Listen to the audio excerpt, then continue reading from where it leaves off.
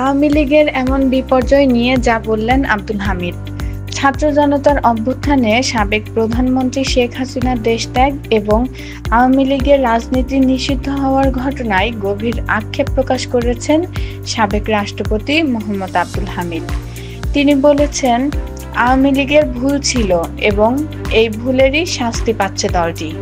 দীর্ঘদিন আওয়ামী লীগের রাজনীতির সঙ্গে সংশ্লিষ্ট এই প্রবীণ নেতা মনে করেন, গত ১৬ বছরে দলটির শাসনামলে নানা ভুলের কারণে আজ এমন পরিণতির মুখোমুখি হয়েছে ঐতিহ্যবাহী দলটি।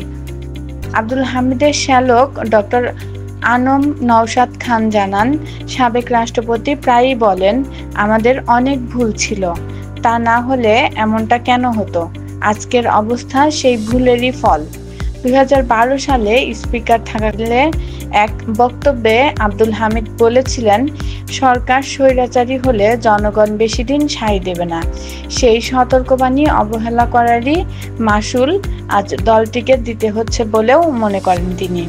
দীর্ঘদিন রাষ্ট্রপতির দায়িত্ব পালনকালে আওয়ামী লীগের অনেক সিদ্ধান্তে তিনি আপত্তি জানিয়েছিলেন বলেও জানান নওশাদ খান।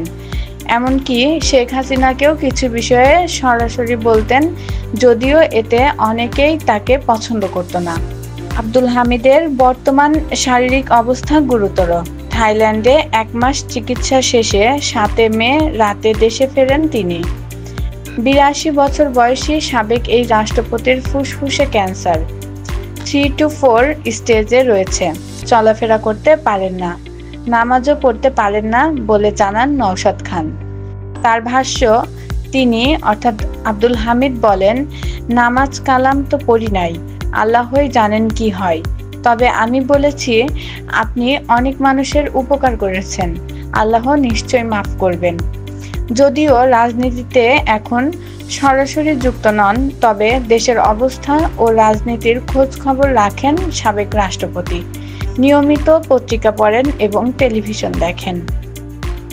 দেশে ফিরে মানসিকভাবে ভালো আছেন জানিয়ে নওশাদ খান বলেন, অনেকেই বলেছিলেন বিদেশেই থাকেন, কিন্তু তিনি বলেছেন, না, আমি দেশে ফিরবই। দেশে ফিরে দেশের মাটিতেই না হয় মারা গেলাম।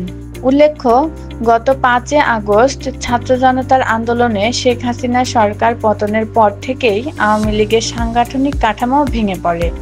দলটির কার্যক্রম নিষিদ্ধ করে অন্তর্বর্তী সরকার নিবন্ধন স্থগিত করে নির্বাচন কমিশন। শীর্ষ নেতাদের বিরুদ্ধে চলছে মানবতা বিরোধী অপরাধের বিচার। আব্দুল হামিদের মতে, দলটিকে আবার রাজনীতির ময়দানে ফিরতে হলে তাদের অতীত ভুলগুলোর স্বীকারোক্তি ও সংশোধন দরকার, নইলে জনগণের অবস্থা ফেরানো সম্ভব নয়। সুরাইয়া আক্তার, রাষ্ট্রবার্তা, ডেস্ক রিপোর্ট।